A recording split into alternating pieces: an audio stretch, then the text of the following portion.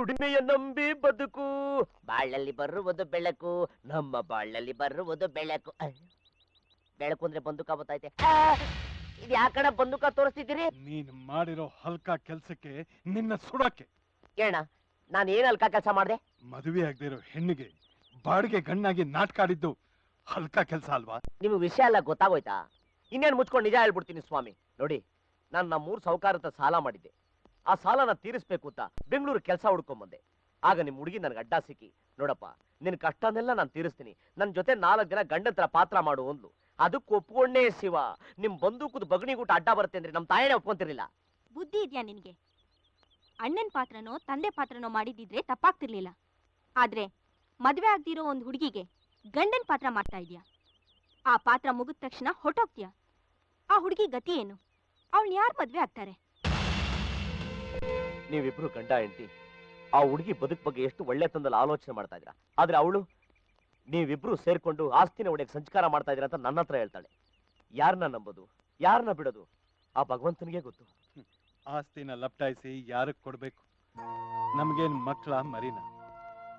ಏನೋ ಅವಳು ಬುದ್ಧಿ ಬರ್ಲಿ ಅಂತ ನಾವು ಹೀಗೆ ಮಾಡಿದ್ದಕ್ಕೆ ಇಷ್ಟು ದೊಡ್ಡ ಕತೆ ನಡೆಸ್ತಾ ಇದ್ದಾಳೆ. ನೋಡಪ್ಪ, ಈಗ್ಲೂ ಅವಳು ಮನಸ್ಸು ಮಾಡಿ ಒಳ್ಳೆ ದಾರಿಗೆ ಬಂದ್ರೆ ಇಡೀ ಆಸ್ತಿನೇ ಅವಳ ಹೆಸರಿಗೆ ಬರ್ದಿಟ್ಟು ನಾವಿಬ್ರು ಬರೀ ಕೈಲಿ ಹೋಗಕ್ಕೂ ಸಿದ್ಧ. ಹಣ ಅಂದ್ರೆ ಲೆಕ್ಕಕ್ಕಿಲ್ಲ, ಮನುಷ್ಯರು ಅಂದ್ರೆ ಮರ್ಯಾದೆ ಇಲ್ಲ. ದುರಹಂಕಾರದ ದಿಮಾಕ್ನಿಂದ ತನ್ನ ಜೀವನನ ತಾನೇ ಹಾಳು ಮಾಡ್ಕೋತಿದ್ದಾಳೆ. ಅವಳಿಗೆ ಅಹಂಕಾರ ಇದೆ ಅಂತ ನನಗೆ ಗೊತ್ತಿತ್ತು. ಇಷ್ಟೊಂದು ದುರಹಂಕಾರ ಇದೆ ಅಂತ ಇಲ್ಲಿ ಬಂದ್ಮೇಲೆ ಗೊತ್ತಾಗಿದ್ದು.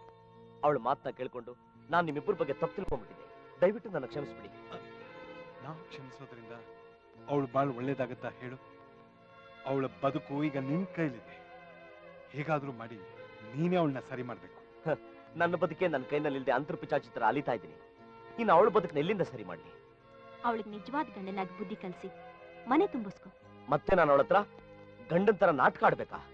ನಾವು ನಿನ್ಗೆ ನಾಟಕ ಆಡು ಅಂತ ಹೇಳ್ತಾ ಇಲ್ಲ. ನೀವಿಬ್ರು ಯಾವಾಗ ರಿಜಿಸ್ಟರ್ ಆಫೀಸ್ನಲ್ಲಿ ಹಾರ ಬದಲಾಯಿಸ್ಕೊಂಡು ಸೈನ್ ಮಾಡಿದ್ರು ಆವಾಗ್ಲೇ ನಿಜವಾದ ಗಂಡ ಹೆಂಡ್ತಿರಾದ್ರಿ. ನಿನಗೆ ಕಾನೂನಿನ ಪ್ರಕಾರ ಅವಳ ಮೇಲೆ ಸಂಪೂರ್ಣವಾದ ಹಕ್ಕಿದೆ. ಅದು ಅಲ್ಲದೆ ನೀವಿಬ್ರು ಗಂಡ ಹೆಂಡತಿ ಆಗ್ಬೇಕು ಅನ್ನೋದು ಆ ಭಗವಂತನ ಇಚ್ಛೆ ಅಂತ ಕಾಣುತ್ತೆ. ಅದಕ್ಕೆ ನಿಮ್ಮನ್ನ ಗಂಟು ಹಾಕಿದಾನೆ. ನೋಡು, ನೀನ್ ನಿಜವಾಗ್ಲೂ ಮರ್ಯಾದಸ್ತು ವಂಶದಲ್ಲಿ ಹುಟ್ಟೋನೆ ಆಗಿದ್ರೆ, ನಿನ್ನಲ್ಲಿ ಮನುಷ್ಯತ್ವ ಅನ್ನೋದಿದ್ರೆ, ಒಂದು ಹೆಣ್ಣಿನ ಬಾಳನ್ನ ಸರಿ ಮಾಡೋ ಮನಸ್ಸಿದ್ರೆ, ಆ ಹುಚ್ಚು ಕುದುರೆಗೆ ಲಂಗು ಲಗಮ್ ಹಾಕಿ ನಿಮ್ಮನೆ ಹಿತ್ತಲ್ ಕಟ್ಟಾಕು.